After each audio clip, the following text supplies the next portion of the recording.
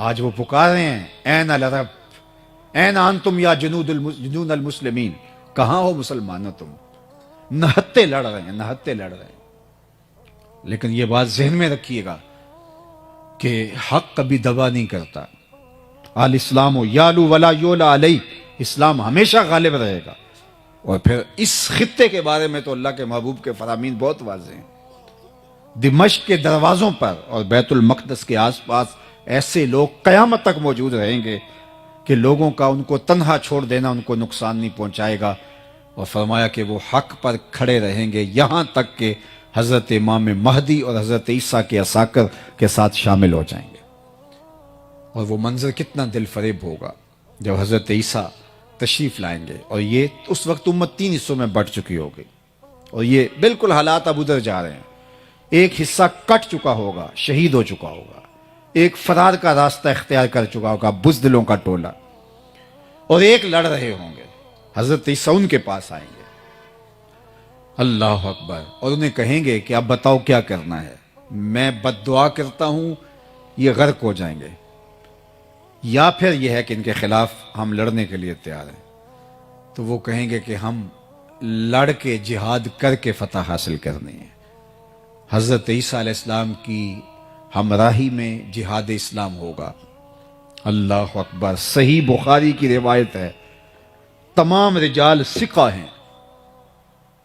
میں اب میری زبان نہ کھل جائے، بڑی کوشش کی گئی کسی طرح سے حضرت امام مہدی کے نزول والی حدیثوں کو ضعیف قرار دیا جائے، آج سے چند سال پہلے محققین بٹھائے گئے کسی ملک میں، لیکن نہیں کر سکے۔ اور یہ حدیث بخاری میں ہے، اور اس سے ملتی جلتی باقی صحیح حدیث میں بہت ساری حدیث ہیں۔ اللہ کے محبوب علیہ السلام فرماتے ہیں کہ وہ وقت آئے گا کہ پھر جب حضرت عیسیٰ علیہ السلام کے انفاس کی خوشبو سے ہی دجال پگھلنا شروع ہوگا، اور یہ فرار کا راستہ اختیار کرے گا، اور فرمایا مقام لد پہ قتل کر دیا جائے گا، بھاگتا ہوا۔ اللہ اکبر، بھاگتا ہوا مارا جائے گا، وہ جو جس پہ ناز ہے، اور وہ کہتے ہیں 1000 سال حکومت اس کے آنے پہ ہم کریں گے، اور ہیکل سلیمانی بنانے کے لیے یہ بےتاب ہیں، اور وہ تخت داؤدی جو رکھا ہوا ہے انگلینڈ کے اندر، وہ یہاں ہیکل سلیمانی میں رکھنے کے لیے بےتاب ہے کہ یہاں آ کے ہمارا مسیحا بیٹھے گا۔ وہ ان کا مسیحا بھاگتا ہوا مارا جائے گا، اور یہاں 6 ماہ کے بچے بھی سینے پہ گولیاں کھا رہے ہیں۔ یہ مسلمان کا جذبہ ہے، یہ ان کی طاقت ہے۔ پھر حضور علیہ السلام نے فرمایا کہ جب مقام لد پہ، اس وقت جو ایک چھوٹا سا دیہات تھا، تو اس وقت لوگ کہتے تھے یہ لد چھوٹا سا دیہات ہے، یہاں کیسے فرار ہوگا؟ لیکن آج دنیا کو پتہ چل گیا، دنیا کا حساس ترین ایئرپورٹ یہی ہے، اور 2 ٹرمینل اس کے بند ہیں جو انتہائی ہنگامی صورتحال کے لیے رکھے گئے ہیں۔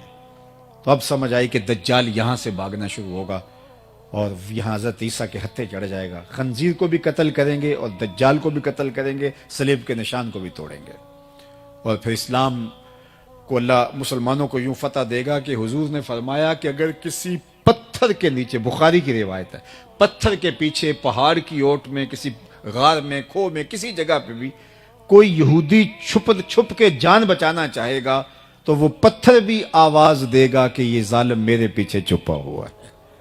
اللہ اکبر۔ پھر شرق سے لے کر غرب تک، شمال سے لے کر جنوب تک، کائنات کی کوئی چھت ایسی نہیں ہوگی جہاں میرے نبی کے نام کا جھنڈا نہیں جھول رہا ہوگا۔ اللہ اکبر۔ اللہ اسلام کو غلبہ اور قوت اور طاقت اور توانائی عطا۔ اور میرے اور آپ کے آقا و مولا نے فرمایا والذی نفسی بیدہ لینزلن عیسی ابن مریم ثم لئن قام علی قبری فیقول یا محمد لاجیبنہ۔ فرمایا مجھے قسم ہے اس رب کی جس کے قبضے میں میری جان ہے، عیسیٰ ابن مریم آئیں گے، یہ سارا کام مکمل کرنے کے بعد حضور کی بارگاہ میں حاضر ہوں گے، حضور کے روضہ انور کے پاس۔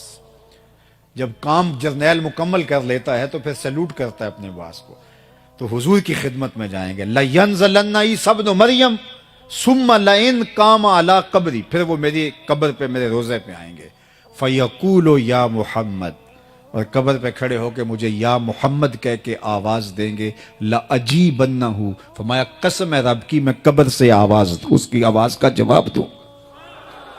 اللہ اکبر، وہ منظر اللہ نے نصیب کرنا ہے. دعا کرو اللہ ہماری نسلوں کو امام مہدی کے ساکر میں شامل کرے، حضرت عیسیٰ کے لشکروں میں شامل کرے. بلکہ حضور نے فخر سے فرمایا وہ وقت کیسا ہوگا جب عیسیٰ ابن مریم آئیں گے لیکن امام تم سے ہوگا.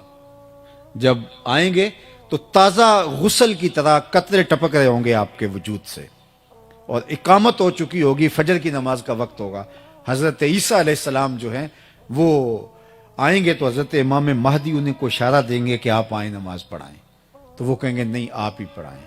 تو یہ واقعہ بیان کرنے کے بعد حضور نے فرمایا وہ وقت کیسا شاندار ہوگا جب ابن مریم آئیں گے لیکن امام تم سے ہوگا. اللہ اکبر. اللہ نے تو اللہ کی بارگاہ میں یہ دعا کرو کہ ہمیشہ حق اور حقانیت کے ساتھ ہمیں کھڑا ہونے کا جذبہ عطا کر دے. تو ام المومنین نے کہا کہ آپ کا رب آپ کو کبھی بھی پریشان نہیں ہونے دے گا، اس لیے کہ آپ کے اندر یہ وصف ہیں. یہ نمایاں 6 وصف ام المومنین نے بیان کیے. آئیے میں اور آپ دیکھیں، اپنے اندر اتر کے دیکھیں. میں یہاں اگرچہ ممبر پہ بیٹھا ہوں لیکن میں اپنے اندر اتر کے دیکھوں. میرے اندر یہ اوصاف ہیں، ان اوصاف کا کوئی حصہ ہے، اگر ہے تو مجھے مبارک ہو. آپ بھی یہاں بیٹھے بیٹھے اپنے اندر اتر کے دیکھیں کہ ان 6 اوصاف کو جو بڑے نمایاں واضح کھلے وصف ہیں میرے حضور علیہ السلام کی سیرت کے، جو حضور سیدہ خدیجۃ الکبریٰ برجستہ بیان کرتی ہیں، یہ اوصاف ہمارے اندر موجود ہیں. اگر موجود ہیں تو آپ کو مبارک ہو، اور اگر نہیں تو میں آپ کو ملامت نہیں کرتا، اور میرے میں نہیں ہے تو آپ مجھے ملامت نہ کیجیے. ہم آج سے عزم کر کے یہاں سے اٹھے کہ یہ 6 وصف اپنے اندر پیدا کرنے کے لیے جد و جہد کریں گے. پھر سن لیجئے، انک لتصل الرحم، آپ صلہ رحمی کرتے ہیں. دوسرا وصف وتصدق الحدیث، آپ ہمیشہ سچ بولتے ہیں. وتحمل الکلہ، جس کا کوئی بوجھ اٹھانے والا نہیں اس کا بوجھ آپ اٹھاتے ہیں. وتکسب المعدوم، اور جس کا کوئی کمائی کرنے والا نہیں اس کی ضرورت آپ پوری کرتے ہیں. وتقری الضیف، اور اونچے درجے کے مہمان نواز ہیں. وتعین علی نوائب الحق، اور حق کے راستے کے اندر جو لوگ کھڑے ہوتے ہیں آپ ان کے ساتھ کھڑے ہوتے ہیں، آپ کا وزن ان کے پلڑے میں ہوتا ہے. تو اللہ ہمیں ہمارے نبی علیہ السلام کی سیرت اپنانے کی توفیق دے. اللہ کے محبوب علیہ السلام کی سیرت اور اسوہ انور کو سمجھنے کے لیے آقا کریم کے قریب ترین لوگوں سے اگر ہم سوال کریں تو وہ حضور کی سیرت کے جلی عنوان ہمارے سامنے رکھتے ہیں. ام المومنین حضرت سیدہ عائشہ رضی اللہ تعالی عنہا سے جب حضور کی سیرت کے بارے میں، اخلاق کریمانہ کے بارے میں سوال ہوا تو انہوں نے برجستہ کہا کان خلقہ القرآن. اے پوچھنے والے، ان کی سیرت دیکھنی ہے تو قرآن کھول کے بیٹھ جاؤ. قرآن مجید نے جن احکام کو بجا لانے کا حکم دیا ہے آپ حضور کو ان کے ساتھ کھڑا ہوا دیکھو گے، اور جن امور سے منع کیا ہے آپ دیکھو گے کہ اس زون میں حضور آپ کو نظر نہیں آئیں گے. حضرت ام المومنین سیدہ خدیجۃ الکبریٰ رضی اللہ تعالی عنہا، جو حضور علیہ السلام کی وہ زوجہ محترمہ ہیں کہ جنہوں نے حضور کے کردار سے متاثر ہو کر ہی حضور سے نکاح کیا تھا. جب میسرہ غلام نے آ کر کے بتایا سفر شام میں حضور کے کردار کی کہانی ان کے سامنے رکھی تو انہوں نے حضور علیہ السلام کو پیغام نکاح بھیج دیا. اب آقا کریم علیہ السلام کے ساتھ ان کی رفاقت کا ایک طویل عرصہ گزرا. تقریباً نکاح کے 15 سال بعد حضور علیہ السلام کے قلب اطہر پر نزول وحی جب ہوئی تو قرآن تو وہ ہے کہ اگر پہاڑوں پہ بھی اترے تو وہ بھی ریزہ ریزہ ہو جائیں. یہ تو حضور علیہ السلام کا قلب انور تھا جو اس کو سہار گیا، لیکن اس کا ایک احساس تھا. تو آقا کریم گھر پلٹے پہلی وحی کے نزول کے بعد، اور آپ کو ایسے تھا جیسے سردی لگ رہی ہو، تو کہا زملونی، مجھے چادر اوڑھا دو. تو ام المومنین سیدہ خدیجۃ الکبریٰ رضی اللہ تعالی عنہا نے حضور کے کندھوں پہ چادر ڈال دی اور آقا کریم نے فرمایا مجھے اندیشہ جاں ہے، تو فرمایا کہ آپ کا رب آپ کو کبھی بھی ضائع نہیں ہونے دے گا۔ کیوں؟ اس کی وجہ بیان فرمائی اور برجستہ بیان فرمائی۔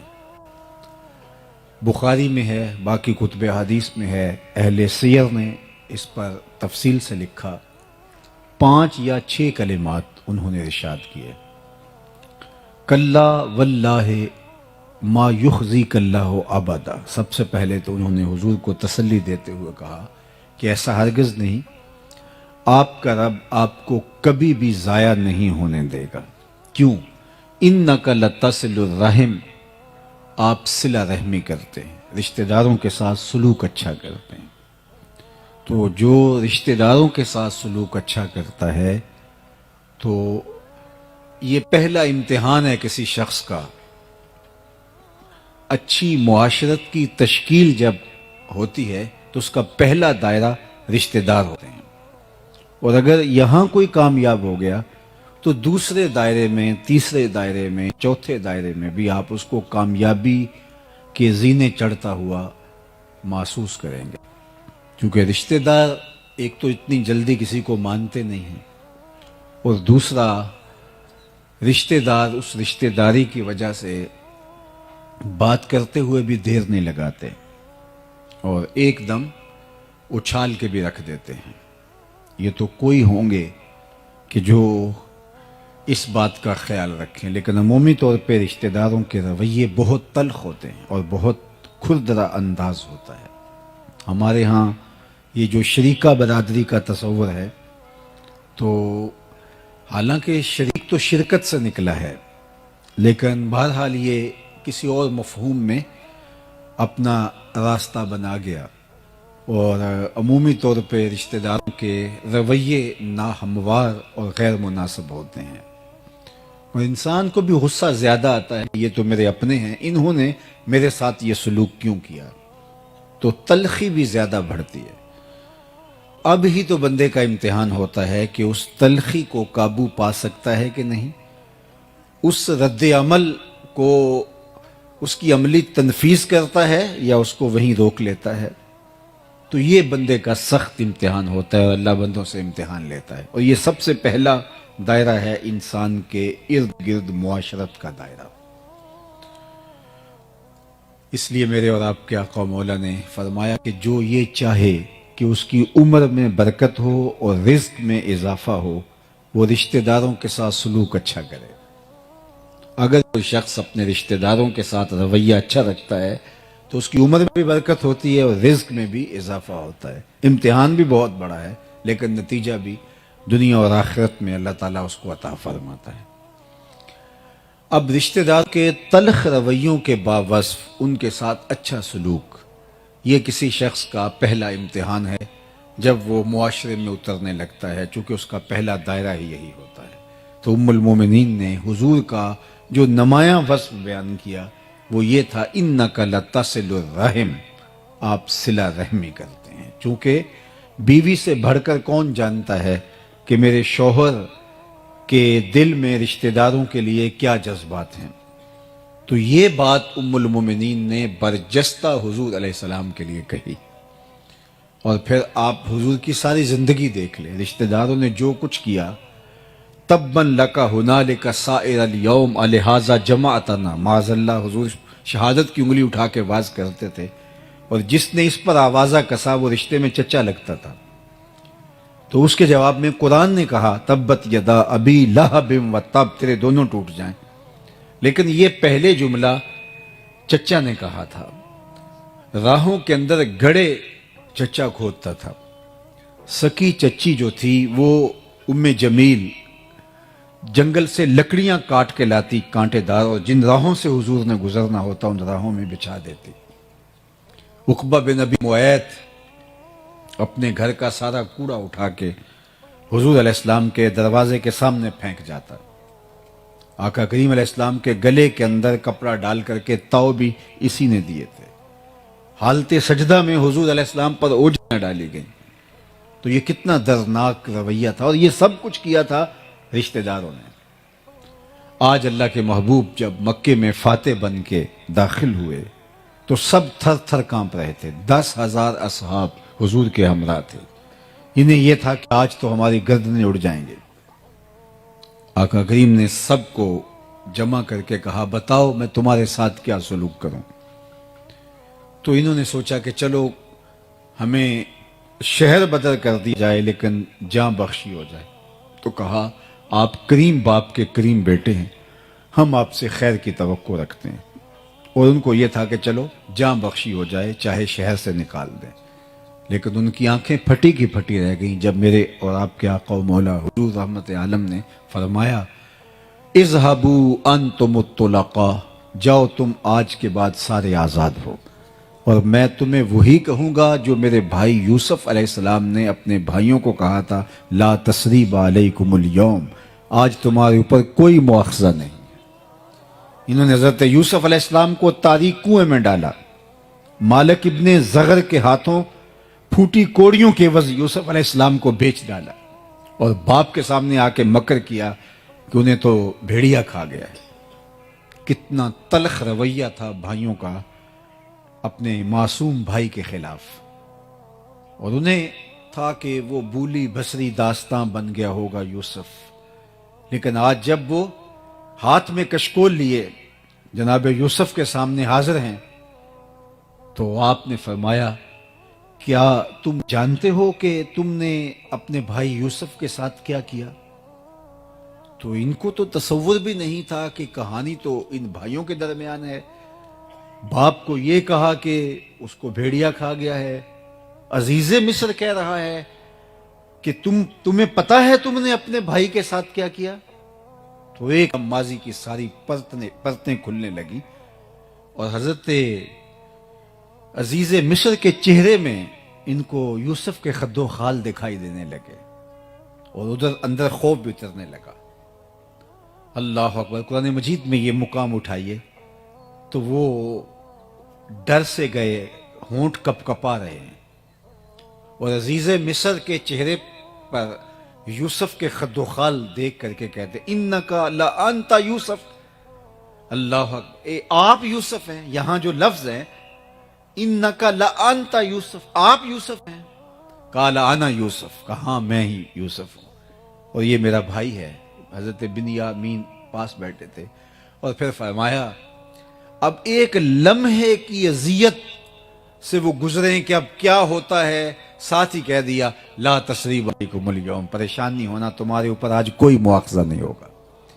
یعنی انہیں اس کرب سے بھی زیادہ دیر نہیں گزرنے دیا کہ جب یہ پہچان گئے کہ عزیز مصر یہ تو وہی یوسف ہے جس کو کنویں میں ڈالا تھا, آج عزیز مصر بن کے ہمارے سامنے. تو بھائیوں کی حالت غیر ہو رہی تھی, اور زبان میں لکنت پیدا ہو رہی تھی, آواز گلے میں پھنس رہی تھی, نکل نہیں رہی تھی. انکا لانت یوسف, آپ یوسف ہیں. اللہ اکبر. تو حضرت یوسف میں ہاں میں یوسف ہوں, لیکن ساتھ ایک لمحے کے تاخر کے بغیر کہا لا تثریب علیکم اليوم. تو اللہ کے محبوب علیہ السلام نے فرمایا کہ میں آج تم سے وہی کہوں گا جو میرے بھائی یوسف نے اپنے بھائیوں سے کہا تھا, آج تم سے کوئی مواخذہ نہیں کیا جائے گا. عثمان بن طلحہ یہ کعبۃ اللہ کا کلید بردار تھا, اور اللہ کے محبوب علیہ السلام نے اس سے کہا کہ کعبۃ اللہ کا دروازہ کھولو, میں اندر جا کے نوافل ادا کرنا چاہتا ہوں, نماز پڑھنا چاہتا ہوں, اللہ کے حضور سجدہ ریز ہونا چاہتا ہوں. اس نے انکار کر دیا, نہیں میں آپ کے لیے کعبہ کا دروازہ نہیں کھول سکتا. وقت گزر گیا, آج حضور فاتح بن کے داخل ہوئے تو فرمایا این عثمان بن طلحہ, عثمان بن طلحہ کہاں ہے؟ تو کپ کپاتا ہوا حاضر ہوا. فرمایا لاؤ کعبۃ اللہ کی کلید. دروازہ کھولا, حضور اندر اترے, بتوں کو توڑا, سجدہ ریزیاں کی اللہ کے حضور, واپس پلٹے تو سب صحابہ منتظر تھے کہ یہ دیکھیے یہ کس کو ملتا ہے. عثمان بن طلحہ کو تو دوبارہ چابی نہیں ملے گی, اب دیکھیے کس کا مقدر کھلتا ہے, اور یہ کعبۃ اللہ کی کلید برداری کا اعزاز کس کو ملتا ہے. سب حسرتیں لیے کھڑے تھے, لیکن حضور جب باہر تشریف لائے فرمایا عثمان بن طلحہ کہاں ہے؟ تو حاضر خدمت ہوا تو حضور نے اس کے ہاتھ میں چابی رکھتے ہوئے فرمایا یہ چابی میں تم کو دے رہا ہوں, قیامت تک یہ چابی تیری نسلوں سے بھی کوئی نہیں چھین سکے گا سوائے ظالم کے. آج بھی یہ جو شیبی خاندان ہے کعبۃ اللہ کا کلید بردار, یہ حضرت عثمان بن طلحہ کی اولاد سے ہے. تو جب اس نے حضور کا یہ سلوک دیکھا تو آگے بڑھ کے آقا کریم کے ہاتھ پہ بیعت اسلام کر لی. تو یہ سلوک تھا اللہ کے محبوب کا، صلہ رحمی کا یہ عالم تھا، یہ حضور کی سیرت ہے. ہم چھوٹی چھوٹی بات پہ کہتے ہیں اگر تم ایک بات کرو گے تو ہم 10 باتیں کریں گے، ایک قدم پیچھے ہٹو گے تو ہم 10 قدم پیچھے ہٹیں گے. تم اگر پتھر مارو گے، اینٹ مارو گے تو ہم پتھر اٹھا لیں گے. تو یہ تو کوئی بات نہ ہوئی، یہ تو ہم اس سے آگے بڑھ گئے. تم جو کرنا ہے کر لو، ہم اپنے رویے سے نہیں ہٹنے کے، ہم اپنی عادت خیر کو چھوڑنے کے نہیں. ایک بزرگ وضو کر رہے تھے پانی کنارے، تو ایک بچھو تھا جو ایک درخت کی ٹہنی پر پانی کے بہاؤ پہ جا رہا تھا، اور کبھی کوئی تیز جو ہے وہ لہر آتی تو وہ ڈوب جاتا. پھر اپنے آپ کو بڑی ہمت سے اس لکڑی کے ساتھ آ کے وابستہ کرتا. تو ان کے دل میں رحم جاگا، تو ہاتھ ڈال کر کے اس کو باہر نکالنے کی کوشش کی. تو اس نے اپنی فطرت کے مطابق ان کے ہاتھ پہ ڈنگ مار دیا. درد ہوا تو ہاتھ جھٹکا اور پھر گر گیا. پھر دوبارہ اس کو نکالنے کے لیے ہاتھ ڈالا تو پھر اس نے ڈنگ لگا دیا. یہ 7 مرتبہ ہوا. تو پاس کھڑے ان کے جو شاگرد تھے انہوں نے کہا حضرت یہ اتنا نصیب ہے کہ ہر بار آپ کو ڈنگ مارتا ہے اور آپ پھر بھی مصر ہیں اس کو نکالنے کے لیے. تو فرمایا کہ اس کے پلے ہے یہ، جب وہ اپنی بری خصلت سے باز نہیں آتا میں اپنی اچھی عادت سے باز کیسے آ جاؤں. جس کے پاس جو ہوگا وہ وہی دے گا. الاناؤ یترشع بما فیہ، عربی کا مقولہ ہے برتن سے وہی ٹپکتا ہے جو برتن کے اندر ہو. اگر آپ کے ساتھ میرے ساتھ کوئی رویہ اچھا نہیں رکھتا، اس کا سلوک اچھا نہیں ہے، تو ہم یہ نہیں کہیں گے کہ اچھا اگر تو 1 قدم بڑھا ہے تو میں 10 قدم اور جو ہے وہ تیرے معاملے میں اتنی ہی برائی میں تیرے ساتھ بڑھ جاؤں گا. یہ تو پھر ہم اس سے آگے بڑھ گئے نا. ہم کہیں گے نہیں تجھے بھی ایک دن جیت لیں گے محبت کے زور پر. سل من قطعک واعط من حرمک. اللہ کے محبوب نے فرمایا جو تم سے تعلق توڑے تم اس سے تعلق جوڑو، اور جو تمہیں محروم رکھے تم اس کی جھولیاں بھر دو. ہاں تمہارا یہ حق ہے کہ اگر رشتہ دار شر کا منبع و مصدر ہے تو آپ اس سے محتاط ضرور ہو سکتے ہیں، لیکن یہ نہیں ہے کہ وہ مشکل میں پھنس جائے، وہ تکلیف میں ہو، وہ اذیت میں ہو تو آپ اس وقت جو کہیں کہ اب میں اس کا سر کچل کے رکھ دوں. نہیں، بہترین صدقہ وہ ہے جو ناراض رشتہ دار کو دیا جائے جو تمہارا مخالف ہو، چونکہ نفس مانتا ہی نہیں ہے اس صدقے کے لیے. آپ کہیں گے کہ اس نے تو ناک میں دم کر رکھا ہے اور اگر اس کو بھی کھڑا کر دیا اور یہ بھی اگر جو ہے وہ صاحب ثروت ہو گیا تو یہ تو میرے لیے مشکل کھڑی کر دے گا. تو نہیں، اس کی مدد کرو اگرچہ اس کا رویہ تلخ سے تلخ کیوں نہ ہو. تو پہلا کردار جو ام المومنین نے حضور کا بیان کیا وہ یہ تھا کہ انک لتصل الرحم. آپ کا رب آپ کو کبھی تنہا نہیں چھوڑے گا اور نہ آپ کو بے آبرو ہونے دے گا، اس لیے کہ آپ صلہ رحمی کرتے ہیں. دوسرا وصف حضور کو انہوں نے بیان کیا وَتَحْمِلُ الْكَلَّ. جس کا کوئی بوجھ نہیں اٹھاتا اس کا بوجھ آپ اٹھاتے ہیں. اپنے بوجھ تو سارے ہی اٹھاتے ہیں. اوروں کے لیے جینا یہ زندگی ہوتی ہے. یہ تو ہم درختوں سے سیکھ سکتے ہیں. درخت اپنی چھاؤں میں کبھی خود نہیں بیٹھے، خود دھوپ میں جلستے ہیں، لیکن جو ان کے دامن میں آئے تو اس کو وہ ٹھنڈک فراہم کرتے ہیں. درختوں نے آج تک اپنا پھل خود نہیں کھایا، لوگوں کو دان کرتے ہیں. اوروں کے لیے جینا یہ زندگی ہے. دریاؤں نے اپنا پانی کبھی خود نہیں پیا، یہ اوروں کو سیراب کرتے ہیں. بادل خود اپنا پانی جو ہے وہ نوش جان نہیں کرتے، وہ اوروں کو دان کرتے ہیں.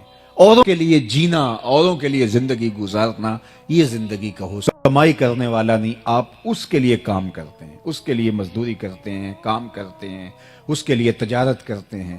اللہ اکبر، یہ حضور کا وصف نمایاں ہے. اللہ اکبر کہ لوگوں کے لیے حضور علیہ الصلوۃ والسلام کمائی کریں. تجارت کی ہے حضور نے کس لیے؟ دوسروں کام آنے کے لیے. میں اور آپ سویر سے لے کر شام تک اور شام سے لے کر سویر تک اپنے آپ کے بارے میں سوچتے ہیں. علماء نے لکھا، یہ اچھی طرح مجھے اور آپ کو ذہن نشین ہونا چاہیے اور یہ زندگی کا ماٹو بنا لیں. ہم رزق کمانے کی 3 نیتیں ہیں. ان نیتوں کے استحضار کے ساتھ رزق حلال کمانا عین عبادت. سب سے پہلی نیت جس کے لیے ہمیں رزق کمانا چاہیے، وہ تجارت ہے، مزدوری ہے، کھیتی باڑی ہے، وہ ملازمت ہے یا کوئی اور عمل، ہم رزق اس لیے کمائیں کہ اپنے آپ کو سوال کی ذلت سے بچائیں، کیونکہ ہماری ضرورتیں ہمارے ساتھ جڑی ہیں۔ اس بدن کو 2-3 وقت کھانا چاہیے، گرمی اور سردی کے لیے لباس چاہیے، سر ڈھانپنے کے لیے چھت چاہیے، گھر چاہیے، بیمار پڑ جائیں تو دوائی چاہیے، یہ ہماری ضرورتیں ہیں۔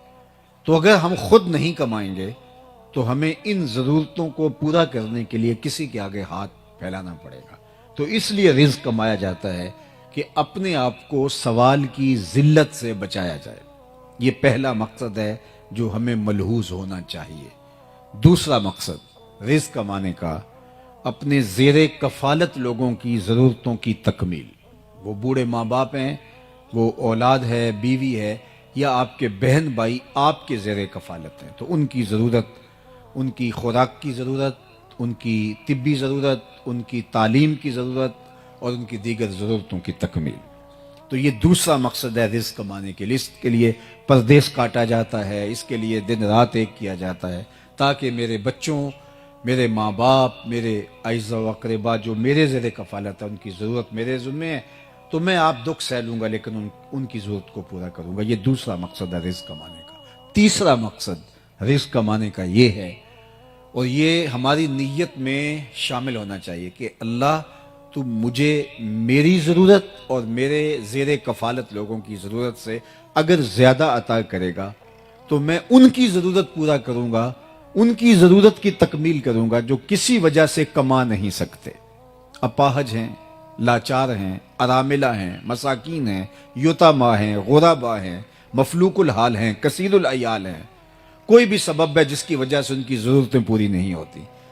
تو اللہ میں اس لیے رزق کما رہا ہوں کہ اگر تو میری اور میرے زیر کفالت لوگوں کی ضرورت سے تو مجھے زیادہ دے تو میں ان کی ضرورتوں کو پورا کروں گا۔ یہ 3 نیتوں کے ساتھ اگر ہم رزق حلال کمائیں تو وہ عین دین ہے۔ اگر چوتھی نیت جڑ گئی کہ میں معاشرے میں نمایاں ہو جاؤں گا، اپنے رشتہ داروں میں تفاخر کر سکوں گا، تو پھر بھی بے برکتی اتر آئے گی۔ اور اگر اس رزق کے ذریعے سے عیش و عشرت کروں گا، اپنی ناجائز خواہشات کی تکمیل کروں گا، یہ تو خیر بدترین صورتحال ہے۔ صرف تفاخر کروں میں باقی رشتہ داروں کے اندر بھی، میاں میں تم سے امیر ہوتا ہوں، اور میں ان پر تفوق کا اظہار کر سکوں، یہ بھی نیت میں کہیں چھپا ہوا، تو وہ رزق آپ کو بے چین کر دے گا، سکون نہیں آنے دے گا، اور وہ رزق جو ہے وہ پھر دنیا کا مال بن کے رہ جائے گا جو تمہارے لیے بہت کڑے اور سخت حساب کا ذریعہ ہوگا۔ تو صرف 3 نیتیں ہمارے ساتھ جڑی ہونی چاہیے۔ اللہ مجھے رزق دے، میں اپنی ضرورت کو پورا کروں، میں اپنے بچوں کی، اپنے زیر کفالت لوگوں کی ضرورت کو پورا کروں، اور اگر تو مجھے میری اور میرے بچوں کی ضرورت سے زیادہ عطا کرے تو پھر میں معاشرے کے ان لوگوں کی ضرورت کو پورا کروں جو کسی وجہ سے اپنی ضروریات کی تکمیل نہیں کر پاتے۔ یہ ہیں 3 نیتیں۔ ان نیتوں کے ساتھ جو تاجر اپنے ٹھیے پہ بیٹھ کے مزدوری کرتا ہے تو بظاہر وہ کوئی یہاں ممبر پہ بیٹھ کے واز نہیں کر رہا، لیکن کیا کہا؟ التاجر الصدوق الامین مع النبیین یوم القیامہ، وہ سچا تاجر قیامت کے دن پیغمبروں کے ساتھ اٹھایا جائے گا۔ کتنی بڑی بات، چونکہ اس کی نیت میں فرق نہیں ہے، اس کی نیت صرف یہ 3 چیزیں ہیں، اور اگر اس کی نیت پھیل گئی، آگے بڑھ گئی اور وہ شر کے زمرے میں آتی ہو تو پھر سب کچھ برباد ہو گیا۔ اسی طرح وہ مزدوری کرتا ہے تو القاسب حبیب اللہ، وہ مزدوری کرنے والا اللہ کا حبیب ہے، یہاں تک کہ جو اس کو تھکن لگتی ہے مزدوری کرتے ہوئے، کاروبار کرتے ہوئے، حتیٰ کہ ذہنی تھکن ہوتی ہے اس کو جو کاروباری مصروفیات کی وجہ سے، لوگوں کے تلخ رویے ہیں کاروبار میں سہنے پڑتے ہیں، تو اس کا بھی اللہ اس کو اجر عطا کرتا ہے۔ بلکہ کاشتکار ہے تو اس کی فصل سے جو چڑیاں چگ کے لے جاتی ہیں، اللہ اس کو بھی اس کے نامہ اعمال میں صدقے کے ثواب کی صورت میں لکھتا ہے، اس لیے کہ اس کی نیت کا خلوص جو ہے اس کو کہاں سے کہاں لے جاتا ہے۔ تو یہ 3 نیتیں میرے ساتھ اور آپ کے ساتھ جڑی رہنی چاہیے۔ میں مختلف اداروں میں بھی جانا ہوتا ہے، یونیورسٹیز میں بھی، کالجز میں بھی، تو وہاں بچے ڈاکٹر بن رہے ہیں، انجینئر بن رہے ہیں، تو ان کو کہتا ہوں کہ یہ ابھی سے اپنی نیت میں شامل کر لو. یہ ٹھیک ہے. بہت سارے لوگ پردیش میں جاتا ہوں تو وہاں بھی میں دوستوں کو کہتا ہوں ایک ایک خاندان کو اٹھاؤ، دو دو خاندانوں کو اٹھا دو. ایک گلی کے اندر 10 سے 15 گھر ہوتے ہیں تو ان میں سے عموماً متوسط لوگ ہوتے ہیں تو 2 یا 3 گھر غریب ہوتے ہیں، باقی 2-4 گھر امیر ہوتے ہیں، باقی متوسط ہوتے ہیں. اگر ہم صرف اپنی گلی کو اپنے ذمے لے لیں کہ ہم اپنی گلی میں کسی کو بھوکا نہیں سونے دیں گے، اس گلی کے غریب لوگ ہمارے ذمے ہیں، ان کے بچوں کی تعلیم ہمارے ذمے ہیں، ان کی شادیاں ہمارے ذمے ہیں، صرف ایک ایک گلی کو اپنے ذمے ہم لے لیں تو ایک اچھا صالح پاکیزہ معاشرہ جو ہے وہ تشکیل پاتا ہے. لیکن جب ہم خود غرضی کی زندگی گزاریں گے تو پھر معاشرہ اسی طرح کا ہوگا جس طرح اس وقت پایا جاتا ہے. اور ہمارا دین صرف ہمیں سجدے کرنے کی تلقین نہیں کرتا، ہمارا دین ہمیں ہمسایوں کا خیال رکھنے کی تلقین بھی کرتا ہے. میرے اور آپ کے آقا و مولا نے فرمایا اس قدر مجھے ہمسایوں کے حقوق کے بارے میں تاکید کی گئی کہ مجھے لگا کہ وہ وراثت میں حقدار نہ ٹھہرا دیا جائے. اور ہم نے تو یہ پڑھا ہے کہ اگر ہمسایہ بھوکا سو جائے تو 40 دن نمازیں قبول نہیں ہوتی. یہ ہمارا دین ہے. میرے اور آپ کے آقا و مولا نے یہاں فرمایا اپنے گوشت کی خوشبو سے غریب ہمسائے کو تکلیف نہ دو، یا تو تھوڑا پانی زیادہ ڈال لو، شوربے کی پیالی ہمسایوں کے گھر بھی بھیج دو. اور اگر ایسا نہیں کر سکتے تو ایسے زاویے میں، ایسے وقت میں، ایسی جگہ پہ اس کو پکاؤ کہ غریب تک اس کی مہک نہ پہنچ سکے. بچے تو بچے ہیں، ضد کر بیٹھے تو ان بچوں کی ضد کو کون پورا کرے گا؟ پہر کو سلا دیتی ہے بچوں کو وہ اس ڈر سے گلی میں پھر کھلونے بیچنے والا نہ آ جائے. اپنی دولت کی نمائش نہ کریں کہ لوگ اذیت میں مبتلا ہو جائیں. میں نے تو فقہا سے یہ بھی جو ہے وہ سنا ہے کہ آپ حج اور عمرہ کر کے آتے ہیں تو اس کی بھی بار بار لوگوں کو باتیں نہ سنائیں کہ غریب آدمی اس سے بھی جو ہے وہ اذیت میں آئے گا کہ میرے پاس بھی یہ چیزیں ہوتی تو میں بھی جو ہے وہ چلا جاتا، تو وہ بھی اذیت میں آ جائے گا. اس طرح کسی نے کہا تھا امیر آدمی آسائش نہ چھوڑے نمائش چھوڑ دیں تو غریبوں کی جان سوکھی ہو سکتی ہے. تو ہمیں ان 3 نیتوں کے استحضار کے ساتھ رزق کمانے کی تلقین کی گئی ہے. ہم اوروں کے لیے جئیں، اور جب ہم اوروں کے لیے جینا شروع کر دیتے ہیں تو پھر ہماری زندگی کے اندر جو طمانینت آتی ہے اس کو کسی ترازو پہ نہیں تولا جا سکتا. ہم ایسے جینا شروع تو کریں، ہم یہ سمجھیں کہ یہ ہمسائے کے بچے میرے بچے ہیں اور ان کی ضرورت میرے ذمے ہے اور یہ میرے ذمے ہیں، اور معاشرہ اس طرح کس طرح صالحیت کے سانچے میں ڈھل جائے گا. مساجد کی انجمنیں جو ہیں یہ صرف اپنا سارا زور مولوی صاحب کے اوپر نہ دیں کہ ان کو کس طرح ہم نے قابو میں رکھنا ہے. یہ پورے محلے کو دیکھیں کوئی غریب بھوکا تو نہیں سوتا، یہ ذمہ داری ہے اس کی، یہ اس کے منصب کے اندر شامل ہے. اسی طرح جو زعماء ہیں، سیاسی زعماء ہیں معاشرے میں جن کو اللہ تعالیٰ نے مقام دیا ہے، صرف یہ نہیں ہے کہ بندہ خود کر سکتا ہو. اللہ نے ان لوگوں کی بھی مذمت کی ہے کہ جو خود تو نہیں کر سکتا لیکن دوسروں کو بھی اس کی ترغیب نہیں دیتا تو وہ بھی پکڑا جائے گا. وَلَا يَحُضُّ عَلَىٰ طَعَامِ الْمِسْكِينِ فَوَيْلٌ لِّلْمُصَلِّينَ الَّذِينَ هُمْ عَنْ صَلَاتِهِمْ سَاهُونَ الَّذِينَ هُمْ يُرَاءُونَ وَيَمْنَعُونَ الْمَاعُونَ. تو یہاں پہلے فرمایا کہ أَرَأَيْتَ الَّذِي يُكَذِّبُ بِالدِّينِ فَذَلِكَ الَّذِي يَدُعُّ الْيَتِيمَ وَلَا يَحُضُّ عَلَىٰ طَعَامِ الْمِسْكِينِ، کہ یہ وہ بد نصیب شخص ہے جو لوگوں کو ترغیب نہیں دیتا کہ فلاں یار غریب ہے اس کی مدد کو پہنچو. خود اس کے پاس دولت ہے، وہ تو بہت بڑے امتحان میں ہے، اس کو تو ڈھونڈ کر کے دینا چاہیے، لیکن وہ خود اس اہلیت میں نہیں ہے کہ وہ لوگوں کی مدد کر سکے. لیکن وہ لوگ جو غریب ہیں وہ اس کی نظر میں ہیں اور اس کا اثر ان پہ بھی چلتا ہے جو صاحب ثروت ہیں. تو وہ ان کو اگر نہیں کہتا، وہ کہتا ہے مجھے کیا لگے اور میں ان کا احسان اپنے اوپر کیوں لوں، ان کو ترغیب دے کہ ان کی مدد کرواؤں، مجھے کیا لگے. تو اللہ تعالیٰ نے سورہ الماعون کے اندر جہاں مذمت کی منافقوں کی، اس کی بھی کی کہ اس کی بدنصیبی کیا ہے، وَلَا يَحُضُّ عَلَىٰ طَعَامِ الْمِسْكِينِ. اور سورہ البلد کے اندر فرمایا أَلَمْ نَجْعَلْ لَهُ عَيْنَيْنِ وَلِسَانًا وَشَفَتَيْنِ وَهَدَيْنَاهُ النَّجْدَيْنِ فَلَاقْتَحَمَ الْعَقَبَةَ وَمَا أَدْرَاكَ مَا الْعَقَبَةُ فَكُّ رَقَبَةٍ أَوْ إِطْعَامٌ فِي يَوْمٍ ذِي مَسْغَبَةٍ يَتِيمًا ذَا مَقْرَبَةٍ. وہاں ارشاد ہونٹ دیے ہیں لیکن تو ان کے حق میں کیوں نہیں بولا، تو نے ان کی غربت کی آواز دوسروں تک کیوں نہیں پہنچائی. تو یہ ہماری ذمہ داریوں میں شامل ہے کہ ہم اپنے اعتراف پہ غور کریں کہ کوئی بندہ اگر بھوکا مر گیا تو وہ بوجھ ہمارے ذمے ہے، لیکن ہماری بے حسی، پوری دنیا کی بے حسی نے آج انسانیت کو خانوں میں بانٹ دیا ہے۔ بلکہ میں تو کہتا ہوں کہ جو الگ الگ اچھے اچھے ٹاؤنز بن رہے ہیں، یہ بھی غریبوں اور امیروں کی بستیاں الگ الگ ہو رہی ہیں۔ ڈیفنس میں اور طرح کے لوگ آباد ہیں، غریب محلوں میں اور طرح کے لوگ آباد ہیں، تو بستیاں الگ ہو رہی ہیں، لوگ امیر غریب ان کے اندر جو ہے وہ لمبی لکیریں کھینچی جا رہی ہیں۔ اور ہمیں جو زندگی دی گئی تھی وہ ترغیب کی زندگی دی گئی، تو اپنے لیے جینا کمال نہیں ہے، اوروں کے لیے کمال ہے۔ تو یہ حضور کا وصف نمایاں ہے جو ام المومنین نے بیان کیا، وَتَقْسِبُ الْمَعْدُومِ، جس کا کوئی کمائی کرنے والا نہیں، آپ اس کی کمائی کرتے ہیں۔ سیرت اس لیے نہیں ہوتی، یا میلاد اس لیے نہیں ہوتا، یا جلسہ اس لیے نہیں ہوتا، یا تقریر اس لیے نہیں ہوتی کہ میں تقریر کروں اور آپ نعرے لگاتے تھکے نہ، اور آپ کہیں کمال کر دیا، کبھی پھول پھینکے کبھی نوٹ پھینکے۔ یہ مجھے اور آپ کو بھولا ہوا سبق یاد دلانا ہوتا ہے، اپنے آپ کو بھی اور آپ کو بھی۔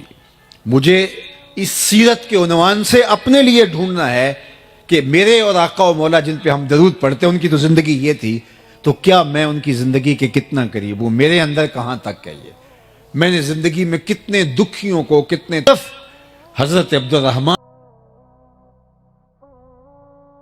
30,000 غلام آزاد کیے۔ تو ہمیں لوگوں کو، مصیبتوں میں پھنسے ہوئے لوگوں کو آزاد کرنا چاہیے۔ اس دور کی جو غلامی ہے، معاشی بحران ہیں، اذیت ہیں، اس میں لوگوں کو ان کے پاؤں پہ کھڑا کریں، ان کی ضرورتوں کی تکمیل کریں۔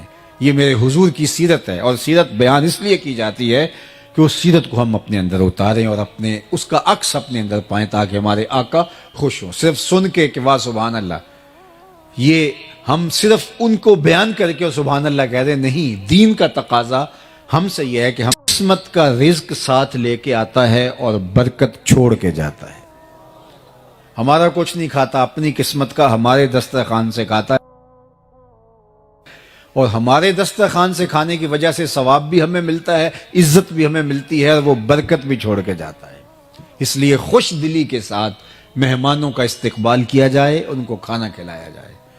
اللہ اکبر۔ آدھا فقر حضرت سیدنا شیخ عبد القادر الجیلانی علیہ رحمہ و رضوان فرماتے ہیں، آدھا فقر بھوکوں کو کھانا کھلانا اور برہنہ بدن لوگوں کو لباس پہنانا ہے۔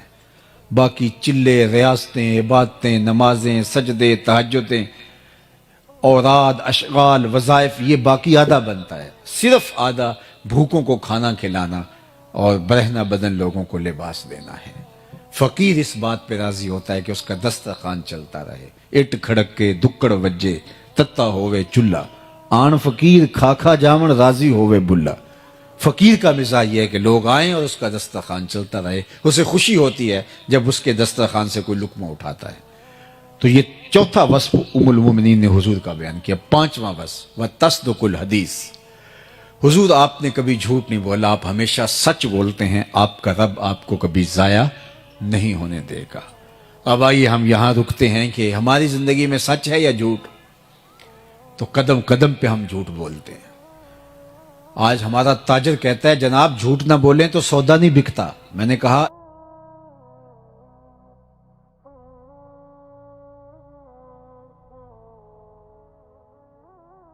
کیسے بیچ لیتے ہیں؟ وہاں تو جھوٹ کا کبھی گزر بھی نہیں ہوا، اور وہ معیشت میں کہاں سے کہاں ہیں۔ یہ ایک عجیب فلسفہ تراشا کہ جھوٹ نہ بولیں گے تو سودا ہی نہیں بکے گا۔ جھوٹ تو نحوست ہے، جھوٹ تو معیشت کو کھا جاتا ہے، جھوٹ تو سکون کو برباد کر دیتا ہے، اور اللہ کے محبوب نے فرمایا یہ جہنم کی طرف لے جاتا ہے۔ اور سنو حضور نے کیا ارشاد فرمایا، جب کوئی شخص جھوٹ بولتا ہے تو اس کے منہ سے بدبو نکلتی ہے، جو عام لوگ تو نہیں سونگھ پاتے، لیکن اللہ کے نورانی اور حساس فرشتے اس کا احساس کرتے ہیں اور 1 میل پیچھے ہٹ جاتے ہیں۔ رحمت لانے والے فرشتے جھوٹ بولنے کی وجہ سے بدبو نکلتی ہے اس سے 1 میل پیچھے ہٹتے ہیں، اور سویر سے لے کر شام تک جہاں جھوٹ ہی ہو تو فرشتے کتنے دور جا چکے ہوں گے۔ باپ بیٹے سے جھوٹ بولتا ہے، بیٹا ماں سے جھوٹ بولتا ہے، ماں بیٹی سے جھوٹ بولتی ہے، بیٹی اپنے بھائی سے جھوٹ بولتی ہے، بھائی اپنی بہن سے جھوٹ بولتا ہے۔ تو ایک گھر سے اتنے لوگ جھوٹ بول رہے ہوں تو وہاں تو بدبو کے بوکے پھوٹ رہے ہوں گے۔ تو رحمت کے فرشتے تو دور دور کہیں ہوں گے جنہوں نے رحمت لے کے آنی تھی. اب نحوست آ گئی, رحمت والے تو آ ہی نہیں سکتے. ہم نے کیا سمجھا, کسی نے تعویذ ڈال دیے, کسی نے جادو کر دیا. ہم نے کیا سمجھا, کسی نے ٹونا کر دیا, کسی نے بندش کر دی, اس لیے سب کچھ ہو رہا ہے. یہ ہم نے سوچا ہی نہ کہ جھوٹ کی وجہ سے بدبو پھیلی ہے اور رحمت کے فرشتے ہماری گلی سے بھی نہیں گزرتے. اور ہم گئے پھر بابوں کے پاس, اور وہ جھوٹ کا پلندہ تو پہلے یہ جھوٹ کا سامان لے کے گٹلی باندھ کے بیٹھا ہوا تھا. اس نے کہا تم تو ویلے سے آ گئے ہو, اگر نہ آتے تو یہ تعویذ چل جانے تھے, ککھ نہیں رہنا تھا تمہارا اگر تم 2 دن لیٹ ہو جاتے. پھر ہر اتوار کو اس ملنگ, اس بابے, اس عامل کی جو ہے وہ کیا اس کو کہتے ہیں, ٹھیا کہہ لیں یا آج کل جو بھی لفظ بولتے ہیں, وہاں جا کے جو ہے وہ چوکی بھرنی پڑتی ہے. اور اتنے بد نصیب ہوتے ہیں, کوئی 3 سال سے نہیں نہایا, کوئی 4 سال سے غسل نہیں کیا, کوئی گالیاں بکتا ہے, کوئی جو ہے وہ بےہودگی پہ اتر آتا ہے. اور روز اخبارات کے اندر آپ دیکھتے ہیں کہ بابے نے کیا کرشمہ کر کے رکھ دیا, اور عزتوں سے کھیلنے والے یہ لوگ ہوتے ہیں. اور وہاں رش لگا ہوتا ہے, وہاں بھاگم بھاگ ہوتی ہے. کیوں جی, یہ ہمارا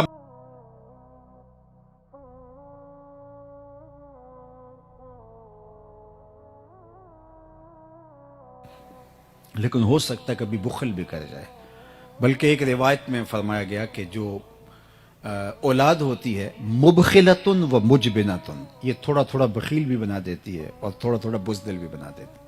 جب بندے کی شادی نہیں ہوتی, اولاد نہیں ہوتی, وہ مشکل میں بھی کود جاتا ہے اور شاہ خرچ بھی ہوتا ہے, لیکن اولاد کے بعد تھوڑا تھوڑا بخیل ہو جاتا ہے اور تھوڑا تھوڑا بزدل بھی ہو جاتا ہے. تو ہاں, مبخلتن و مجبنہ, اولاد بخیل کر دینے والی ہے اور بزدل بنا دینے والی ہے.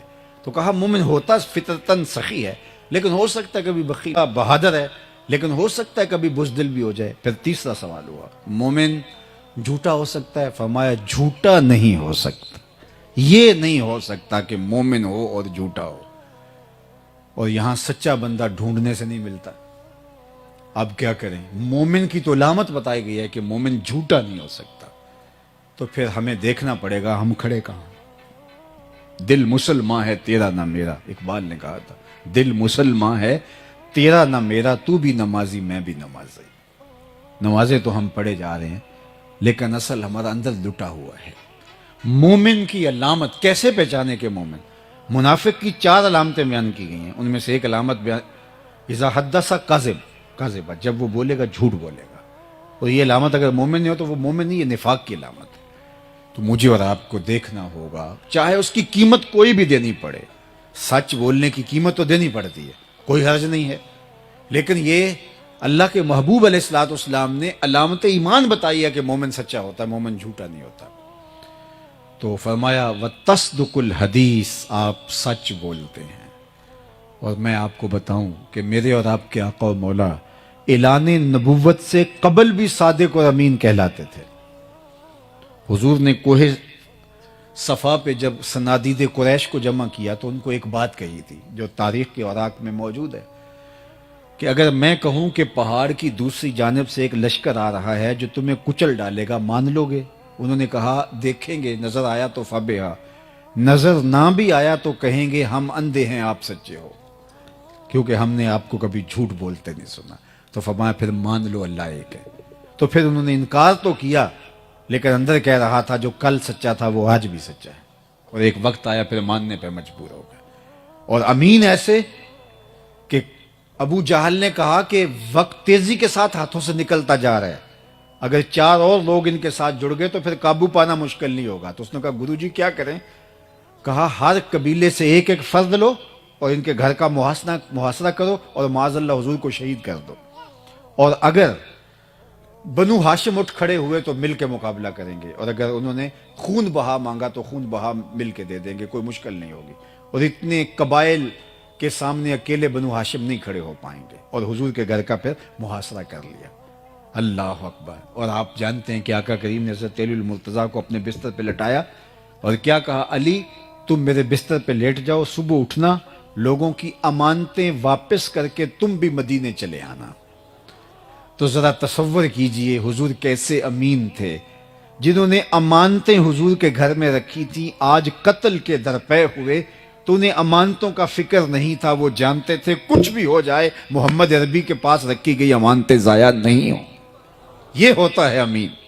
اور پھر آقا کریم نے بھی فرمایا کہ تم امانتیں واپس دے کے آنا۔ کسی نے حضرت علی سے پوچھا کہ تم حضور کے بستر پہ لیٹ گئے تھے تو وہ حضور علیہ السلام کے گمان میں تمہیں بھی تو قتل کر سکتے تھے، تو تمہیں نیند آ گئی تھی؟ حضرت علی نے کہا بڑے آرام کی نیند۔ کہا کیسے؟ کہا حضور نے کہا تھا علی تم میرے بستر پہ لیٹ جاؤ، صبح اٹھ کے امانتیں دے کے مدینے چلے آنا۔ مجھے یقین تھا میں صبح اٹھوں گا بھی، امانتیں بھی ادا کروں گا اور مدینے بھی پہنچوں گا، اس لیے کہ یہ میرے حضور نے فرما دیا تھا۔ اللہ اکبر، یہ ہے حضور کا کردار، حضور علیہ السلام کی زندگی۔ وَتَصْدُقُ الْحَدِيث، یہ ہمیشہ سچ بولتے ہیں۔ اور چھٹا وصف حضور کا وَتُعِينُ عَلَى نَوَائِبِ الْحَقِّ، ام المومنین نے کہا کہ جو حق کی راہ پہ لوگ موجود ہوتے ہیں ہم دیکھتے ہیں آپ ان کے ساتھ کھڑے ہوتے ہیں۔ ہم تو کہتے ہیں کہ ہمیں کیا لگے جی، ہمیں کیا غرض، ہم تو اپنے آپ کا دفاع کرتے ہیں، اپنے آپ کو بچاتے ہیں۔ سچ اور سچائی کے ساتھ کھڑا ہونا ہمارے مزاج میں نہیں ہے، اور اسی لیے پھر سچ بولنے والا تنہا رہ جاتا ہے اور معاشرہ اس کو کچل کے رکھ دیتا ہے، دوبارہ وہ عبرت کا نشان بن جاتا ہے، لوگ جو ہے وہ اس جگہ پہ کھڑا ہونے کو تیار نہیں ہے۔ سچ کے ساتھ کھڑا ہونا چاہے اس کی کوئی بھی قیمت دینی پڑے۔ حالات کی تلخیاں آج دیکھیے دنیا کے اوپر، آج 56-57 اسلامی ملک حق کے ساتھ کھڑے نہیں ہو پا رہے۔ فلسطین کے اندر جو قیامت بپا ہے، چند نہتے ٹینکوں سے توپوں سے لڑ رہے ہیں، اور 56-57 اسلامی ملک جن کی غیرت کا جنازہ نکل گیا۔ یہ OIC کا اجلاس ہوا ہے اور عرب لیگ کا، کتنے بے شرم لوگ ہیں، کیسے تصویریں اور جھنڈوں کے آگے کھڑے ہوئے تھے۔ تم نے کیا کیا ہے کہ یوں کھڑے سینہ تان کے تصویریں کھنچوا رہے؟ کہاں گئی تمہاری غیرت؟ دیبل کے ساحل پہ ناہید نامی ایک لڑکی نے پکارا تھا، اور حجاج بن یوسف کوئی اچھا شخص نہیں مانا جاتا، ظالم شخص تھا۔ حضرت حسن بصری رضی اللہ تعالیٰ عنہ تابعی ہیں، وہ فرمایا کرتے تھے اگر پچھلی امتوں کے لوگ اپنے سارے ظالم لے آئیں اور ایک پلڑے میں ڈال دیں، دوسرے پلڑے میں صرف حجاج بن یوسف کو ہم ڈال دیں تو یہ پلڑا پھر بھی بھاری ہوگا، اتنا بڑا ظالم تھا۔ لیکن اس نے دیکھا کہ محراب کے پیچھے آوازیں آ رہی ہیں، تو اس نے معلوم کیا تو پتہ چلا کہ دیبل سے ایک جہاز پہنچا ہے اور فریاد کی گئی ہے اور حجاج کو پکارا گیا ہے۔ پھر وہ اللہ کے قہر کی بجلی بن کے نازل ہوا۔ یہ ہماری تاریخ ہے۔ میرے استاد یہ کہا کرتے تھے کہ یہ نہ ہو کہ لوگ تمہیں پوچھے تم کون ہوتے ہو اور تم بتاؤ جناب ہم مسلمان ہوتے ہیں، یہ دیکھو مذہب کے خانے میں اسلام لکھا ہے۔ آپ فرمایا کرتے تھے نہ کسی کو پوچھنے کی نوبت آئے، نہ تمہیں بتانے کی ضرورت ہو، تم دور سے چلے آ رہے ہو، لوگ کہیں وہ دیکھو حضور کا غلام آ رہا۔ ہمارا عشق ہمارے نعروں سے جھلکتا ہے، ہمارا عشق ہماری پگڑی اور ہمارے جبے سے سمجھ میں آتا ہے، ہمارا عشق جو ہے وہ ہمارے اور رویوں سے سمجھ میں آتا ہے۔ نہیں، ہم اگر دکان پہ بیٹھے ہیں لوگ کہیں اس سے سودا لو، یہ عاشق رسول ہے، یہ 2 نمبر سودا نہیں دے سکتا، یہ 2 نمبر دوائی نہیں دے سکتا، اس لیے کہ یہ عاشق رسول ہے۔ ہم سے کوئی رشتہ کرنے آئے تو کہا بے دھڑک رشتہ کرو اپنی بیٹی کا، اس لیے کہ یہ عاشق رسول ہے، اور عاشق رسول کبھی بھی تمہاری بیٹی کی تذلیل نہیں کرے گا، اس کی عزت نفس پہ حرف نہیں آنے دے گا۔ میرا عشق میرے رویے سے پتہ چلے، ہمسایوں کے ساتھ سلوک سے میرا عشق پتہ چلے۔ اللہ کے محبوب علیہ السلام نے وضو کیا اور حضور کے پانی کو صحابہ نے زمین پہ نہیں گرنے دیا، اپنے ہاتھوں پہ لیا اور اپنے منہ پہ مل لیا۔ تو آقا کریم نے جب یہ منظر دیکھا ما یحملکم علی ھذا، صحابہ تمہیں اس بات پر کس نے ابھارا ہے، میں نے تو اس کا حکم نہیں دیا۔ انہوں نے کہا حب اللہ و رسولہ، اللہ اس کے رسول کے پیار نے ہمیں اس پہ آمادہ کیا ہے، اور واقعی یہ پیار کی علامت ہے کہ حضور کے وضو کے پانی کو بھی زمین پہ نہیں گرنے دیتے، بلکہ حضور نے ایک دفعہ پچھنے لگوائے اور ایک لگن میں خون جمع ہو گیا، تو حضور نے ایک صحابی کو کہا جاؤ ایسی جگہ بہا آؤ جہاں کسی کے قدم نہ پڑے، اور جا کے ایک پتھر کی اوٹ میں بیٹھ کے نوش جاں کر گئے۔ واپس پلٹے تو فرمایا بہا آئے ہو؟ جی حضور ایسی جگہ جہاں کسی کے قدم نہیں جا سکتے۔ تو مسکرا کے کہا لعلک شربت، شاید تم نے پی لیا ہے۔ کہا جی حضور۔ تو آقا کریم نے فرمایا یا غلام قد حررت نفسک من النار، اے بیٹے تو نے اپنے آپ کو آتش دوزخ سے بچا لیا ہے۔ اللہ کے محبوب علیہ السلام کے وضو کے پانی کو زمین پہ نہیں گرنے دیتے. حضور نے فرمایا صحابہ تم یہ کیوں کرتے ہو؟ کہ حب اللہ و رسولہ، اللہ اس کے رسول کی محبت. تو حضور نے اس کی نفی نہیں کی، لیکن کہیں محبت کا رخ ادھر ہی رہے اور دوسری چیزیں بھول جائیں. حضور نبی ہیں، اس لیے فرمایا جو چاہے اللہ اس کے رسول سے محبت کرے، اللہ رسول اس سے محبت کرے، اس کو 3 کام بھی کرنے چاہیے. ایک، جب بولے سچ بولے، جب اس کے پاس امانت رکھی جائے اس میں خیانت نہ کرے. اور تیسری بات فرمائی اس کی ہمسائیگی میں کوئی آ بسے تو مجاورت کا، ہمسائیگی کا حق ادا کرے. تو یہ 3 چیزیں کہیں فراموش نہ ہو جائیں تو میں اور آپ محبت کے اظہار کے اور جو سلیقے ہیں ان کو بھی اختیار کریں. میں خاموشی سے بات کرنے کا عادی ہوں، تو کسی نے کہا کہ یہ نعرے کو پسند نہیں کرتا. ایسا نہیں ہے، لیکن میں کہتا ہوں تھوڑا سا اپنے آپ کے اندر اتر کر کے دیکھو. پسند ناپسند کی بات نہیں ہے، ہم تھوڑا سا غور کریں. ہمارا عشق صرف نعرے میں نہیں رکھا گیا، نعرہ بھی محبت کا ایک اظہار ہے، میں انکار نہیں کرتا، لیکن ہم نے اپنے رویے کو دیکھنا ہے. ہم ہمسایوں کے ساتھ کیسے ہیں؟ ہم دکان پہ بیٹھے اس وقت بھی عاشق رسول ہیں؟ صرف جلسے میں عاشق رسول ہوتے ہیں. ہم دکان کے اوپر بیٹھے ہم عاشق رسول نہیں ہوتے. ہماری نماز مسجد میں ہوتی ہے اور ہم جب ٹوپی مسجد میں پھینک کے جاتے ہیں تو نماز بھی وہیں پھینک کے جاتے ہیں. لیکن اگر ہم اس نماز کو، اس سجدے کو، اس رکوع کو جو مسجد میں ادا کی دکان پہ بھی ساتھ لے آتے، اس کو کاروبار میں بھی ساتھ لے آتے، اس کو رشتہ داری میں بھی ساتھ اس نماز کو لے آتے. ہم دعائے قنوت میں کیا پڑھتے ہیں؟ وَنَخْلَوْ وَنَتْرُكُ مَن يَفْجُرُكَ، اللہ جو تیرے حکموں کو توڑے گا، تیری شریعت کا باغی ہوگا، ہمارا اس کے ساتھ کوئی تعلق نہیں ہے. لیکن ہم نے صرف قنوت میں پڑھا، عملی زندگی میں یہ نہیں ہوتا. تو اللہ نے فرمایا سو خرابی ہے ان نمازیوں کے لیے جو ٹکریں تو مار رہے ہیں لیکن نماز نہیں پڑھ رہے. جب نماز پڑھی ہے تو نماز رویوں میں اتر آئے. عاشق رسول ہیں تو عشق رویوں میں اتر آئے. یاری لا تو پاک نبی سنگ، اے پر پوری یاری، پھر درود قبول ہے تیرا لکھ نہ لو ایک واری. پھر لاکھ، سوا لاکھ، سوا کروڑ مرتبہ نہیں بھی پڑھا تو کوئی فرق نہیں پڑتا، وہ ایک بار بھی کافی ہو جائے گا، لیکن وہ اندر سے پڑھا ہو، تیری زبان بھی بولے، تیری روح بھی بولے، تیرا دل بھی بولے. تو آئیے میں اور آپ اپنے عشق کو حقیقی صورت اور شکل میں اپنی روحوں کے اندر اتار لیں تاکہ وہ عشق ہماری زندگی سنوار دے. عشق تو زندگی کو کہاں سے کہاں اٹھا کے لے جاتا ہے. وہ اور عشق ہے جو غالب کو نکما کر دیتا ہے. غالب نے کہا تھا نا، عشق نے غالب نکما کر دیا، ورنہ ہم بھی آدمی تھے کام کے. لیکن ایک شاعر احمد ہوا، اس نے غالب کا جواب دیا، عشق نے احمد معلّہ کر دیا، ورنہ ہم تو آدمی تھے نام کے. یہ عشق تو سر بلند کر دیتا ہے، یہ تو اونچا کر دیتا ہے. تو میں اور آپ اگر دعویٰ عشق رسول رکھتے ہیں تو یہ چھوٹا دعویٰ نہیں ہے، یہ بہت بڑا ہے. یہ ہماری زبان سے چھل کے، ہمارے رویوں سے ٹپ کے، ہماری عادات سے اس کا ظہور ہو، ہماری رشتہ داریوں میں اس کی چمک دکھائی دے، ہماری دکان سے پھوٹ کے اس کا نور پھوٹے کہ یہ عاشق رسول ہوتا ہے. ایک اچھا حساس شہری بن کے عشق رسول ہمیں زندگی گزارنے کی تلقین کرتا ہے. تو فرمایا اگر تم چاہتے ہو کہ اللہ اس کے رسول سے پیار کرو اور اللہ اس کا رسول تم سے پیار کرے تو تمہارا یہ عمل کہ تم میرے وضو کے پانی کو زمین پہ نہیں گرنے دیتے اپنی جگہ پہ، لیکن یہ 3 کام کبھی فراموش نہ کرنا. ہمسائے کے حق کا خیال رکھنا، امانت ہو تو اس کو پورا ادا کرنا، اور جب بھی بولنا تمہاری زبان پر ہمیشہ سچ کے سوا کچھ نہیں ہونا چاہیے. اللہ تعالی حضور کا اسوہ نور ہماری زندگیوں میں اتار دے. کار ما آخر شدو آخر زما کار نشد، مشت خاک ما غبار کوچا یار نشد. و آخر دعوانا ان الحمدللہ رب العالمین.